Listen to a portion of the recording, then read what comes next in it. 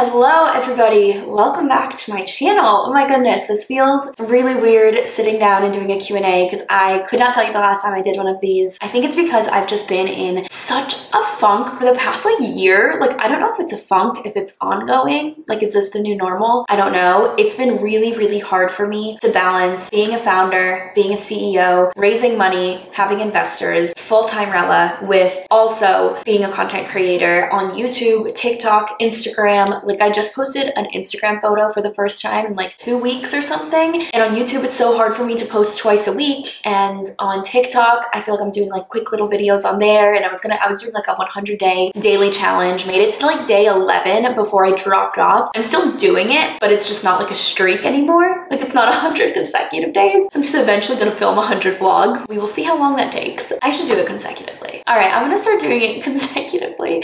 It's not even that hard. TikTok is very quick.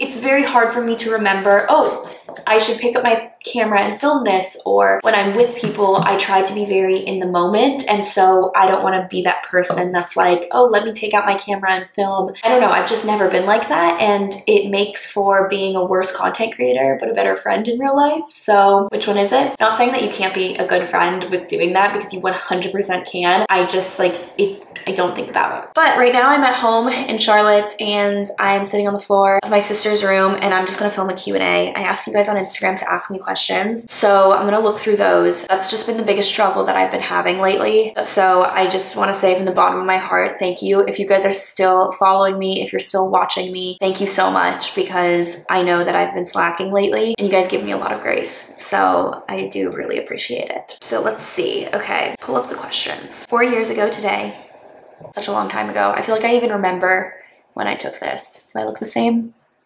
I feel like I do. Not too much has changed. I had my eyelash extensions back then. What was my caption? How did you guys find my Instagram or my channel? Asking that. That's when I was a better creator. Anyways, let's get to the Q&A. So I asked you guys questions on Instagram, and I haven't really looked at them, so I'm just gonna go through them. First one is, are you hiring? Like I said, I'm the founder of Rella, so I do have a company with employees, and we are currently hiring a front-end developer. So if you are someone that is a front-end developer, that you know React, that is what we're hiring for, a front-end developer, then reach out and email me or DM me. That's who we're hiring right now. We're not really hiring any creative roles, we're not hiring any marketing positions or anything like that. We're really only hiring developers, and we're hiring one developer right now. So we've been talking to a few. Really, it's my co-founders that are talking to them first to see if they're a good fit, and then I'm gonna talk to them as well. But we're making our hiring process a little bit more, not rigid by any means, but we want to get better at hiring, and we want to have I don't know, a multiple interview process, checking references, doing a small project just to test out their, skills and their skill set. So that's who we're hiring right now, which is really weird having the team grow. It's just been the core team for so long, so it's really weird adding people to the team. So if any of you are front-end developers, DM me. Any advice on not comparing your timeline to others? Okay, this one is so hard because I feel like it's inevitable and everyone does it. But one thing that always helps me, and that I always try to tell people, is that what you see is not the reality half of the time. So for example, me saying that I am the founder of a company, you might be saying, wow, I'm her age and I didn't start a company yet. You've also done so many different things that I have. And also, I am only telling you the glamorous, the good, the headline, the thing that's gonna make you think I'm really smart and cool and whatever.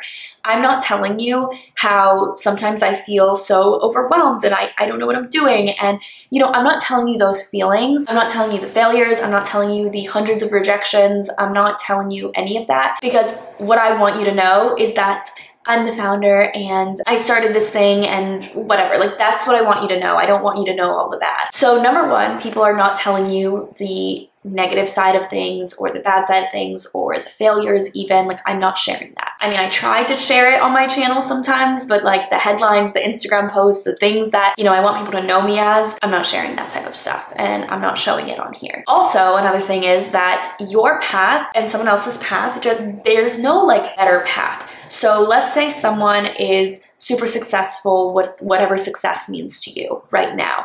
That does not mean that you won't get there eventually, and that does not mean that getting there younger is better. I think we're so obsessed as a society with like young entrepreneurs, young success, like Forbes 30 under 30. Like if you don't make it by this age, then what are you doing? You're a failure. Whereas success is not defined by what age you reached a milestone. It is defined on the milestones that you reach, how it makes you feel, depending on what success is to you. Success is something different for everyone anyways. But it's not like just because someone hits it first doesn't mean that they are better than you. So don't think of it as like, oh my God, they got that promotion way before I did. Because down the line, who knows, maybe you're gonna climb the ranks way higher than them down the line, or you're gonna get there eventually, or you're gonna be able to kind of accelerate your career path in a few years rather than they did it earlier. Like it's just, it shouldn't be defined by your age. And I think that's what's so hard about our 20s is that we are comparing our lives to other people in our 20s, and everyone's life is so different and everyone's path is so different. It's just, you cannot compare. One path is not ever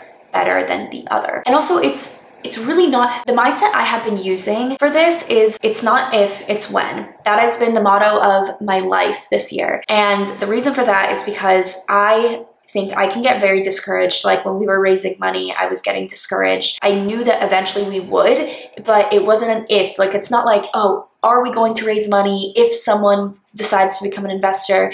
It's when is that going to happen? Like it might not be on my timeline, but it's going to happen. And that phrase, it's not if, it's when, has helped me more than anything. Like even with my TikTok or my YouTube or anything like that, I have been losing followers. I literally lose followers every single day on Instagram. I've grown so slowly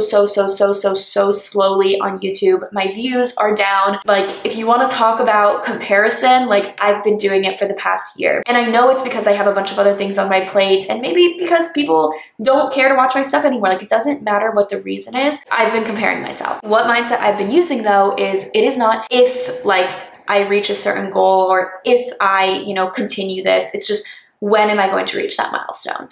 It might be in 10 years. It took me a long time to get to where I am today on YouTube. And there were people that got there in like a year.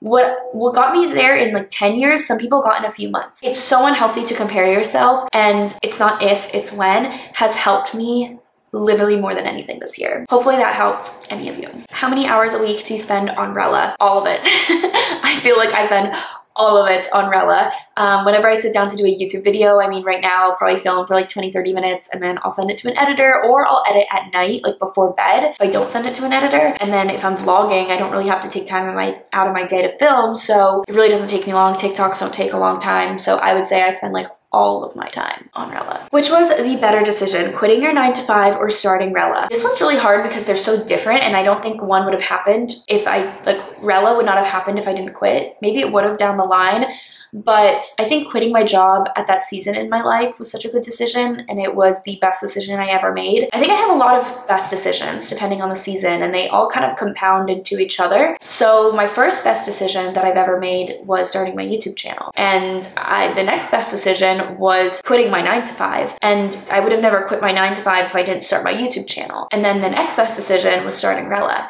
And I would have never started Rella if I didn't quit my job, and I would have never done that if I didn't have a YouTube channel.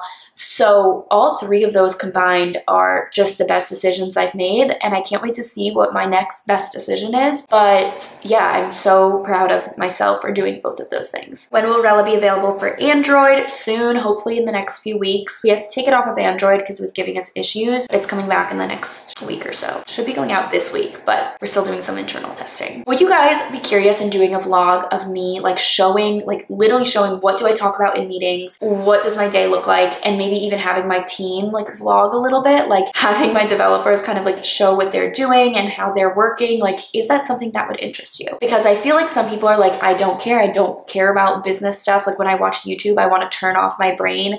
I don't want to like look at work. But I think it could be really helpful for anyone that might be interested in starting a company. So I think I might do it. I'm talking myself into it, but I just want to know if you guys would want to see that. Have you ever thought about the possibility of things you're working on not working out? 100%. I don't really think of it in terms of like, I don't have a backup plan. I don't have a game plan if things don't work out. Like I'm not like, okay, well, if this doesn't work, then this is what I'm gonna do. Because if things don't work, then you figure it out. I think once you have a game plan for things, and this might come from just my perspective, but like if you have a game plan for something not working out, like a business, it can kind of deter you from like trying your hardest. I don't know if that's true or not. And I know it might be like a privileged thing to say, but at least for me, if I had a plan of like, oh, if this doesn't work out, then here's like what I'm gonna do afterwards, I feel like I wouldn't try as hard to make it like work out 100% because you always have that like safety net and that backup plan. And I think when you start something like this, you need to be all in, and it needs to be your life, and it needs to be something that you are going to do whatever it takes to work out because this is the only option. And so that's kind of been my mindset. I haven't really entertained the idea of it not working out. But of course, I mean, you think about it, I think 90% of startups fail.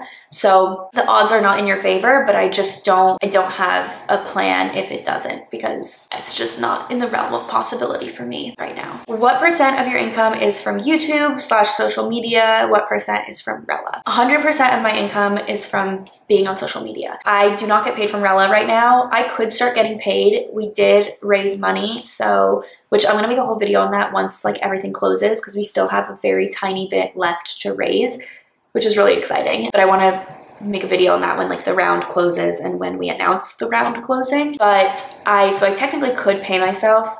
We did budget for like co-founder salaries now that we did raise money, but I am still doing well on YouTube and social media, and with that income that I don't need to raise money. I don't need to pay myself a salary on Rella right now. And if I don't need to, then my goal again is Rella to work out. And if I can extend the runway by a few months by not paying myself, that is more worth it to me than me getting like a small salary from Rella. So I think in about like 4 months is what I budgeted that I'm gonna start getting paid on Rella. And I'll let you know like what that salary is when that happens. But yeah, in 4 months is when I have budgeted that I'm gonna start getting paid, and my co-founders just started getting paid this month. So payroll this month was like the first time it hit, which was really exciting for them and for me, like running payroll now. So yeah, I don't get paid yet, but I'm going to soon. How do you handle/prevent doubt when you feel unsure about being successful? I think this goes back to my "it's not if, it's when" quote, where you just have to realize it is not if I become successful, it is when is that going to happen. And do not let the 30 under 30 crap get inside your head, because if you become successful at age 60, that doesn't matter if you do it at age 28 and you burn out 10 years down the line or whatever. Like, it's just everyone's path is different. Don't think if, think about when it's gonna happen, and it will happen, and keep working towards that. And also, what is success? Because there's another quote that I love, and it's 5 years ago you dreamed of being where you were today or where you are now. And I always think about that, because the bar for success, it's like it's never enough for us. Isn't that weird? Like, we have this goal. I always was like, if only I could, you know, start a company. If only I could raise money for my company.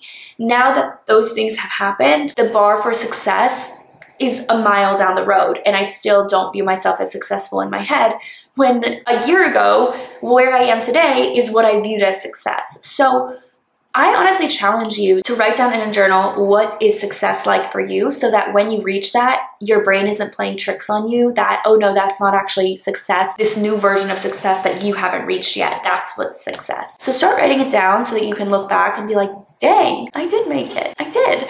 Like, of course, it's great to have goals, and I'm not saying that you shouldn't, but this idea and this word of success is just, it's so misleading. And our brains play a lot of tricks on us. Someone asked me, where do I see myself in 5 and 10 years? I see myself as either Rella getting acquired or IPOing, so going public, and I see myself being an investor. That's definitely a goal of mine in the next like 2 to 3 years, is to start investing in other startups with smaller checks. So I would love to be an investor, and I definitely want to start doing that. So that's kind of like a goal of mine. And then personally, I hope I'm married with kids in 5 years. In 5 years, I'm gonna be 31. So married with kids would be ideal, living in a house. And I hope that I'm still in Florida. I really like Florida. I love Miami. I hope I'm by the beach wherever I am. And yeah, that's kind of my plan. I don't know. I'm very goal oriented, but I'm not like future oriented in the sense of like, I want this house and this car and this materials and this much money in the bank. Like, I don't really view it like that. And like personally, I'm like, yeah, like 5 years probably would want to like be married with kids. But I'm not thinking about that. Oh, I love when my dogs bark in my videos. That's what I love about filming at home. I don't know if they're stopping anytime soon, so I think this is my cue to end the Q&A. Okay. I'm sorry guys for the barking. I know it's so annoying, but thank you guys so much for watching this Q&A. I love you guys. I'm glad that I got to film this video, and I'll see you guys next time. Bye guys.